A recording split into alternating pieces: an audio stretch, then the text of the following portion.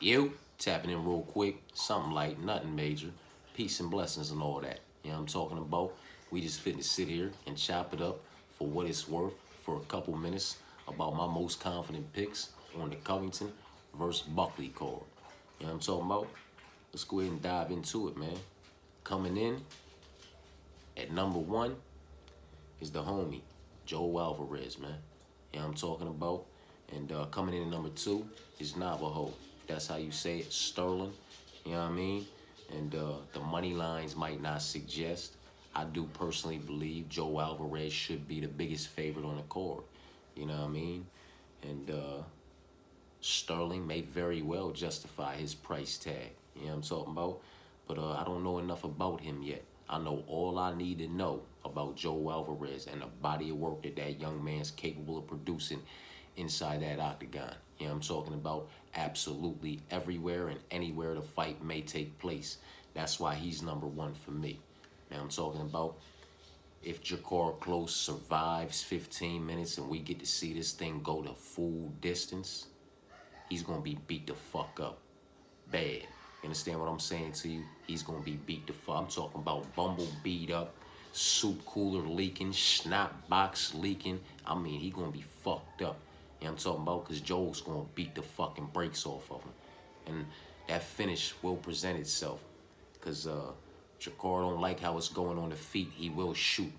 And Alvarez will make him pay for that shit. You know what I mean?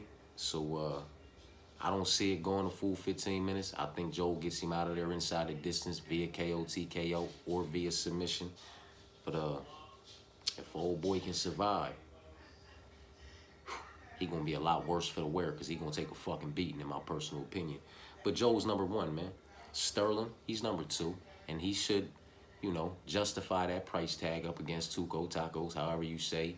Brendan Allen's homie. That's Brendan Allen's homie, right? However you say his name. Unfortunately for him, you know, he's going to be kissing that canvas, in my personal opinion. He's going to get clipped and disconnected from his consciousness in a vicious, we ain't even going to call it spectacular. It's going to be vicious. It's going to be brutal, man.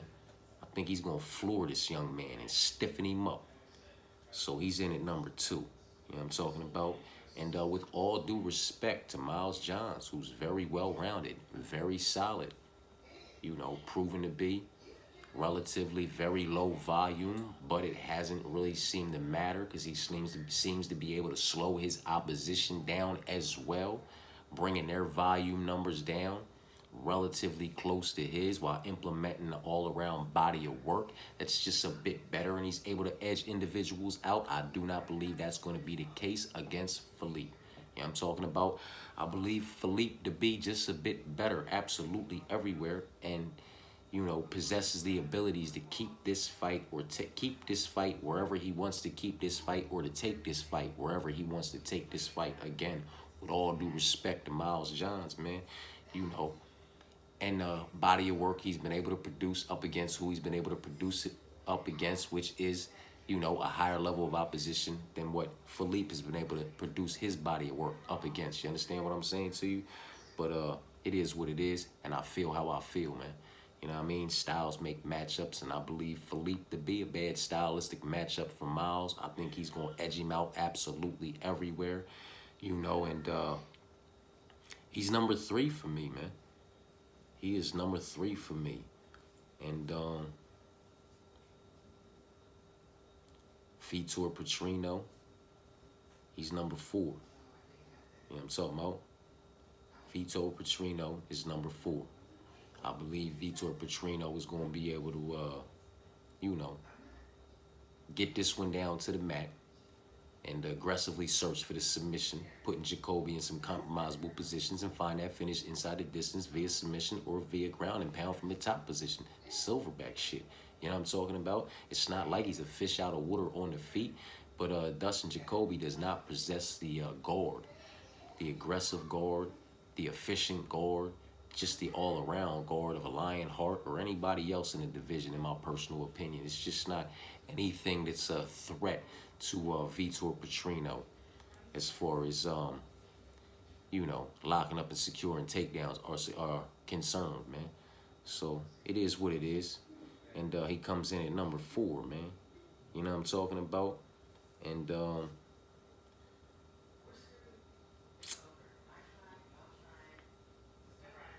really just want to leave it like that, man.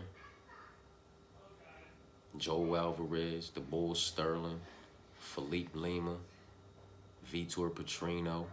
You know what I'm talking about? Because while I like Manel Cop, I'm not extremely confident in him. You know what I'm talking about? I have question marks all over that fight, man. Question marks all over Sean and Fernando. You know what I'm talking about? All over Miranda and Jamie Lynn. I get it. Miranda has a youth advantage. You know what I'm talking about? One might like to think she has a couple other advantages, you know, on her side. But if I'm not mistaken, she had the same youth advantage, if not more of a youth advantage, against the last Canadian woman that she fought and she was favored to beat and she lost, which was Jasmine. And Jasmine's not Jamie Lynn. But, you know, it's all worth consideration, man. Can't do it, man. You know what I mean? Can't do it with David and Raymond, you know what I mean? Can't do it with Daniel and Adrian. I'd like to, you know, I'd like to be able to place him at number 5, you know what I mean? Matter of fact, I think we just gonna put him at number 5. Cause see, I'm a little bit more confident in Knudsen, but that's a female. You know what I'm talking about? That's a female, and I like to keep the females out of my most confident plays, you know what I mean? Because when I say my most confident plays, that pretty much means, you know, my safe plays, individuals that I'll put in my safe parlays that I'll use as foundations for other longer parlays, and I don't want anybody get it mistaken that I'm all the way in on a Josephine Knudsen, you know what I'm saying? So we're going to keep her out the mix, you know what I mean? And we'll go to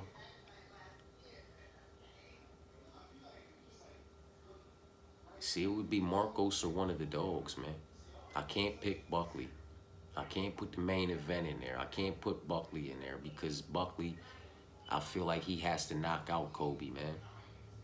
Maybe he can win a decision, but that would mean that he's implementing an all-around body of work for 25 minutes. That would mean he's out wrestling and out grappling Cody Covington, and I just don't know how, you know, elite his wrestling and grappling really is, you know. I just don't know, man. To go in there and ragdoll Kobe around like he's some of these other lower level individuals as far as that department is concerned, you know what I'm talking about? He's got respectable offensive and defensive, you know, very legitimate wrestling and grappling. Kobe does, you know what I'm talking about? And Buckley is proven to have some very, you know, legitimate offensive and defensive wrestling and grappling as well as of yet. But I mean, you know,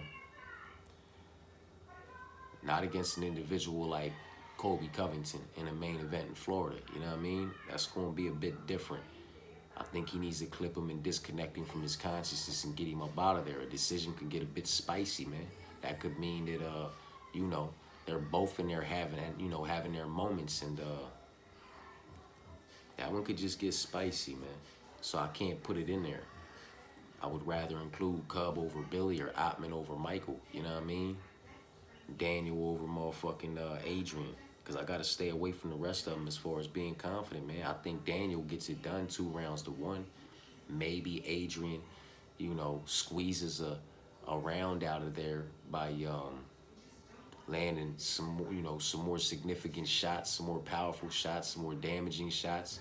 Maybe he finds his way through the guard and is able to do that and squeeze around. But I think Marcos is relatively sharp as far as his fight IQ is concerned, and he's more of a well-rounded mixed martial artist. He's not a better boxer, you know what I'm talking about, but he's more of a well-rounded mixed martial artist that'll take this fight up against the cage, take this fight down to the mat, you know what I mean, and engage in other departments other than just standing here and trying to box an individual that I believe he knows is a better boxer than him, you know what I'm talking about? So we'll put him at number 5, man, and we'll let that be that with that, man. I can't let these money lines misguide me. You know what I'm talking about? No way I can wrap any of my other favorites up in my most confident picks. I can't do it with Manel and Bruno, man. Bruno can crack, man. He can crack. He's well-rounded. He's solid based off their physical frames and the way they match up. I just don't know how well one or the other is going to be able to implement their all-around body of work. That shit could be a barn burner. You know what I'm talking about? I just can't do it. So we rocking with Joel at number 1, Sterling at number 2, Philippe at number 3, Vitor at number 4, and Daniel at number 5, for what it's worth. You know what I'm talking about? And it is what it is, man. The full card breakdown and predictions, that video has been uploaded, as well as the quick picks. This is the most confident picks. You understand what I'm saying to you? And as far as dogs that I feel like can bark, if we talking about confidence level, you know what I'm talking about? Well, you already know the 2 dogs that I'm on the side of, you know what I mean? And that's Cub and Ottman. And I would say Cub and Ottman, you know what I mean? And maybe Davey and Jamie Lynn. You know what I'm talking about? And then Adrian and Covington. You know what I mean? Like, that's how I would order the dogs, man. You know what I mean? Cub. You know what I mean? I could see him barking. Him and Ottman are like tied. I could see both of them, you know what I mean, just getting it done. You understand what I'm saying to you? In some way, shape, form, or fashion. So, like, they tied for number 1. You know what I mean? And then Davey and Jamie Lynn, they're like tied for number 2, because Davey could catch, clip, and disconnect Raymond. You know what I'm talking about, from his consciousness, and get him out of there via KO, TKO, because he can crack. You know what I'm talking about? Jamie Lynn, and I say Jamie Lynn and then Davey. So we'll go Cub and Ottman are tied for number 1 dogs that could bark and pop the fuck off. And then coming in at number 2, Jamie Lynn, man, to pull off the upset like Vanessa Demopoulos did when she was plus 300 and plus 290, and I had her wrapped in parlays, man. You know what I mean? I think that thing's going to be highly competitive and closely contested, and I wouldn't be surprised if Jamie Lynn edged it. So we'll make her 2, Davey 3. You know what I'm talking about? And, man, I forgot about Fernando. It's a lot of dogs that can bark and pop off. That's why I'm not confident on the sides that I'm on, man. Like, Sean might get knocked the fuck out by Fernando, man. You know what I'm talking about? Miranda might get drug out and lose via majority, split, or unanimous to motherfucking Jamie Lynn.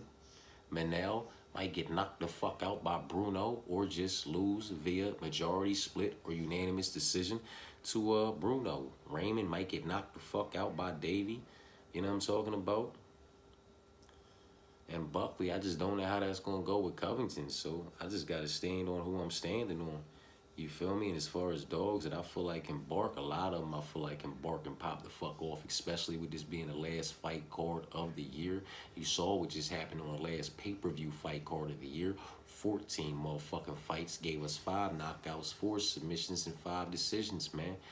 These 13 fights might give us just a bit more than that. You know what I mean? So, anything can and will happen on any given fight night. You know what I'm talking about? You already know. But it is what it is, man. Like I said, full card breakdown and predictions been uploaded. Quick picks been uploaded. And, you know, this is the most confident picks mixed at the end with a little bit of what I believe to be the most confident dogs that can bark and pop the fuck off, man. Incoming next will be the full parlay options video. You know what I mean? Peace and blessings.